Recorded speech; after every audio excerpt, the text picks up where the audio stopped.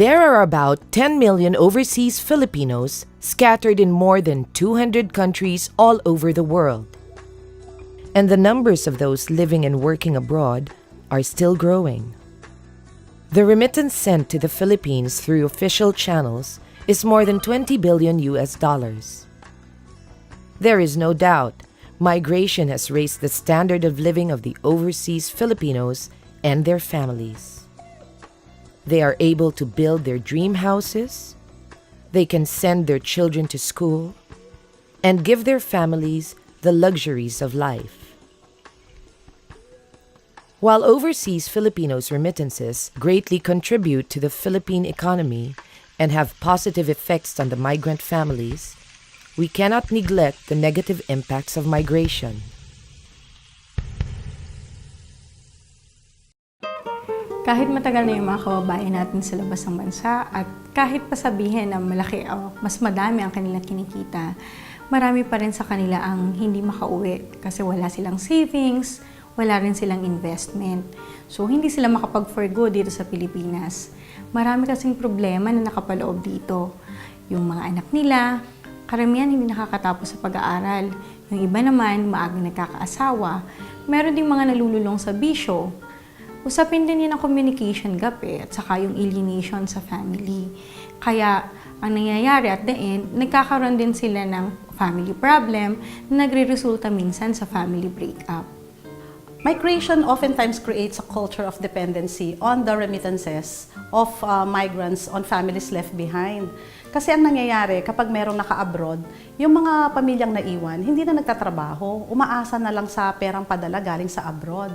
Kaya kami sa Atikha ay gumawa ng program para turuan ng financial literacy yung mga pamilya na naiiwan din dito at yung mga OFW sa labas ng bansa. At yung programang ito, kapartner namin dito ang mga national government, local government, mga cooperatives, NGOs, migrant organizations. At ang tawag ng programang namin ito ay Pinoy WISE. Ang ibig sabihin ng Pinoy WISE ay Pinoy Worldwide Initiative for Investment Savings and Entrepreneurship or Pinoy WISE Movement. The Pinoy WISE Movement is a network of public and private organizations whose aim is to encourage overseas Filipinos worldwide and their families to save, invest, and engage in enterprises that would provide sustainable income for them and create jobs and economic opportunities in their source provinces. Pinoy WISE advocates for the overseas Filipinos and their families to be wise. Maging wise sa pamamahala ng pera. Maging wise sa pangangalaga ng pamilya.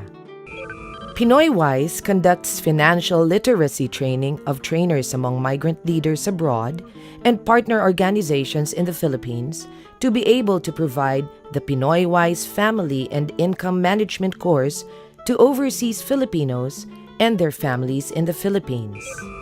In Pinoy WISE, the Union of Local Authorities of the Philippines, as the league of all local government units and all locally elected officials in the country, we come in to provide assistance to local governments to mainstream migration and development into their processes. That means two things. Una, on the local economic development side, readying the systems, the policies, and the opportunities in the provinces na maaari nating maialay, mailako sa ating mga migrante at sa kanilang mga pamilya dito na kung meron kayong ekstrang pera coming from your work at yung mga remittances, this is where you can spend it. Diba? At hopefully, it can fuel agricultural growth or local industries and yung priorities ng provinces and municipalities on the ground. And the other hand is, of course, these are migrants who are far away from their families and they want services to be delivered to their families. we're talking about values education, health education, etc. At yun, parte yun dun sa binubuo na modelo noong proyekto na merong parehong local economic development at social welfare components that local governments can put together and offer it to the migrants and their families. So, ang take naman doon ng local governments is that the more empowered migrants are and the better they understand local economic opportunities, they fuel also the growth kung nasa saan sila nanggaling. Pinoy WISE involves not only the government but also the private sector. And Atikha acts as the coordinator of the private sector in Pinoy WISE. We partner with the largest agri-based cooperatives in the Philippines like SIDC and also with other financial institutions and help promote them to the overseas Filipinos and their families. Kaysa kasi natutulog sa less than 1% ang mga pera nila sa mga bangko ngayon, ay tinuturuan namin sila na ilagay ang pera nila sa mas malaki ang kita. We teach them to diversify their investments.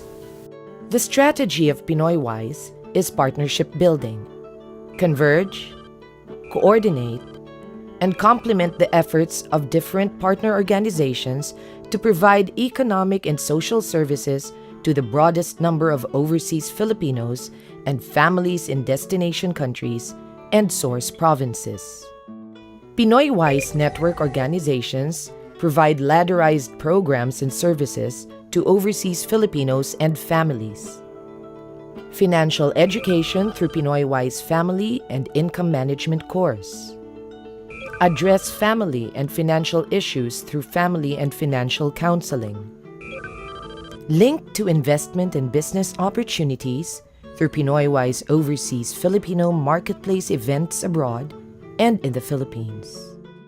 Build the capacities of OFWs and their families through skills training, entrepreneurship training, and mentoring.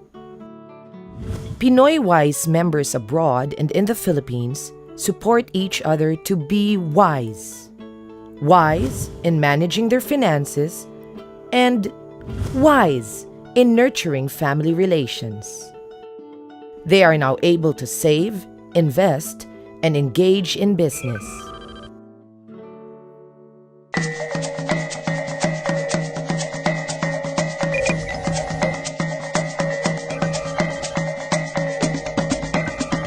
Ang Pinoy WISE ay offshoot na aming financial education campaign sa Italy. This is our project with International Fund for Agricultural Development, Financial Facility for Remittance. Noong una akong nag-attend ng financial literacy ng Atikha, ang sabi ko, bakit ngayon lang ito nakarating sa amin? Mula noon, ako ay natuto ng magsabi ng hindi sa walang katapusang panghihingi ng aming mga kamag-anak sa Pinas at natuto din akong mag-ipon para sa aking pagtanda. Kaya hindi rin namin nakalimutang ituro sa mga bagong henerasyon ang importansya ng pag-save at pagkatapos mag-invest para sa kanilang kinabukasan. Napakaganda ng initiative na to. Kaya kami sa ACFIL, Associazione Culturale Filipina del Piemonte, ng Turin, Italy, ay nag-member ng Pinoy WISE. Nakikita ko na malaki ang naging pagbabago sa amin. Dati, karamihan, walang investment ang mga taga-Torino. Ngayon, more than 80 na po ang na-encourage namin mag-invest sa SIDC.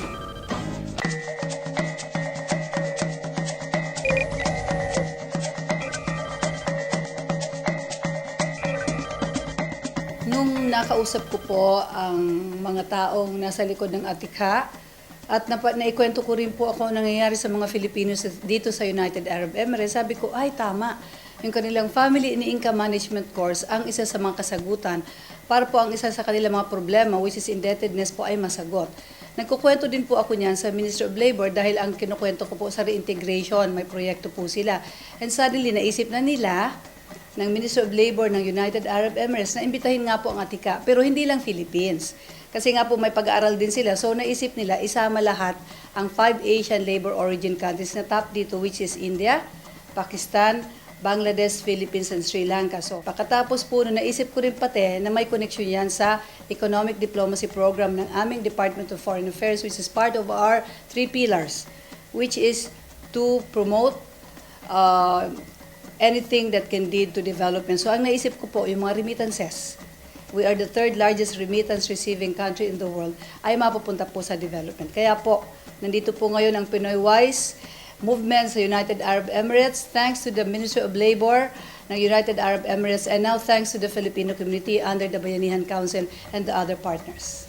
Sa pagiging active trainer ko sa Pinoy WISE, nakita ko na ang training ay kapaki-pakinabang sa ating mga OFW dito sa UAE.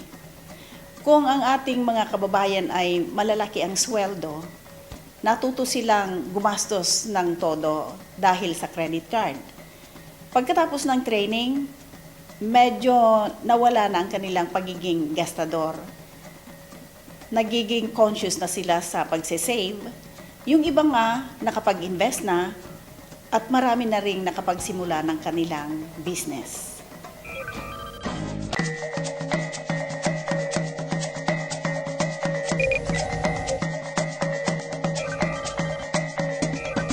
Yung grupo namin, yung FFL Migrants, talagang pumupunta kami sa mga labor camps eh. Isineshare namin yan, nagre-reach out kami sa kanila para matuto sila ng financial literacy at saka yung family management. Dahil yung dalawang yan, dapat kasamang matuto sila. Otherwise, walang kwenta yung pag-abroad nila. Masisira din nila yung family nila dahil dapat palagi yung ating pag-abroad para sa family. Kumalis tayo ng dahil sa family, dapat pag-uwi natin, buo pa rin yung ating family. Kaya nga, dapat maging wise palagi sa pangangalaga ng ating pera at sa pangangalaga ng ating pamilya. Isang napakahalagang formula para sa akin at sa aming naturuan. Yung income minus savings is equals to expenses. Kasi nung una, income minus expenses equals savings. Kung ano lang matira, yun na lang yung isa-save. Ngayon, nung kami ay nag-attend ng Family Income Management ng Pinoy WISE Qatar, binago nila yung formula. Income minus savings is equal to expenses. So, isave mo muna. Kumbaga sabi nga nila, pasweldohin mo naman yung sarili mo.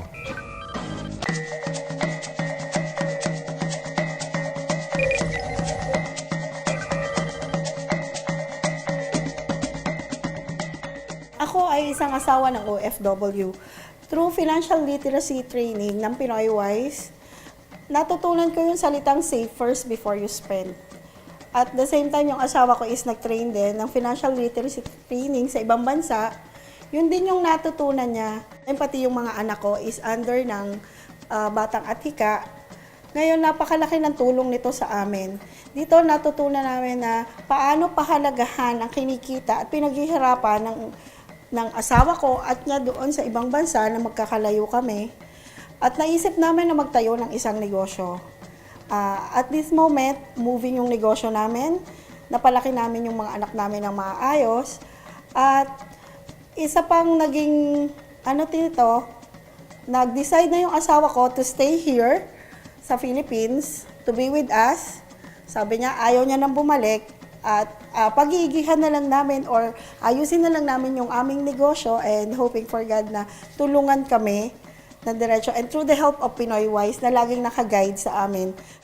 Ang pinaka-importanteng natutunan ko bilang isang asawa ng OFW dito sa Pinoy WISE movement ay paano ako nag-save.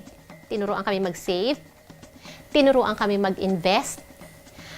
At tinuruan kami kung paano mag-diversified ng aming mga negosyo at kung saan kami dapat na mag-ipon ng pera. At sa mga anak ko naman, natutunan nila how to handle their money, paano nila pahalagahan ang kinita ng kanilang ama na nasa ibang bansa. Sabi nga nung aking anak, hindi namin bibiguin ang sakripisyo na ginawa ng aming tatay sa ibang bansa. The Pinoy WISE Financial Literacy Program has helped me a great deal. Dahil dito, na-motivate ako and empower na magplano para permanente na umuwi sa Pilipinas para to contribute at makakontribute sa brain gain program ng government. Nung umalis ako 28 years ago, ako ay naging isang sanhi ng brain drain. Pero ito ang pamamaraan ko para bumalik at ipakita sa ating pamahalaan ang aking sinseridad makatulong sa Brain Gain Program. Dahil sa Pinoy WISE movement, natutunan ko ang tamang pamamaraan ng pag-impok ng aking perang pinaghirapan sa Middle East, and then para ma-invest ng tama ang perang aking na-impok, and then at the end is kung paano ako magiging successful entrepreneur or paano ako papasok sa isang entrepreneurship. At sa ngayon, may pagmamalaki ko na nakatayo ng aking Respiratory Therapy Review Center sa Marikina, which is my hometown. Isa po ako sa dumulo ng Pinoy WISE sa Italy, yung training of traders. At dahil po doon, ini-apply ko po yun sa aking sarili. Ako po ay isa rin sa mga naunang nag-invest sa SIDC at ako po ay natutuwa sapagkat lumalago yung aking konting naipon nang hindi ako ang nagpapakahirap o nag-aasikaso. Kaya naman nga po yung pong iba, edi medyo nahihili dahil ako'y nakakaipon ay sila hindi pa. Bukod po doon, naisipan ko po din pong mag-invest sa agribusiness. Hindi po para kumita lang, kundi para makatulong sa komunidad sa pagbibigay ng trabaho sa ibang tao. Ngayon po ako'y umuwi na at kaagapay ng Atikha sa pagpapalaganap ng Pinoy WISE movement para makapag-invest, magnegosyo at mag-save ang mga kapwa ko OFW sa Oriental Mindoro. Sumali, sumama, para sa maginhawang bulsa, masayang pamilya. Maging wise sa pamamahala ng pinansya. Maging wise sa pangangalaga ng pamilya. Pagbabalik ay paghandaan. Siguraduhin bukas, may daratnan. Join the Pinoy WISE movement now. Pinoy WISE. Pinoy WISE. Pinoy Pinoy WISE. Pinoy WISE. Pinoy Pinoy WISE. WISE. Pinoy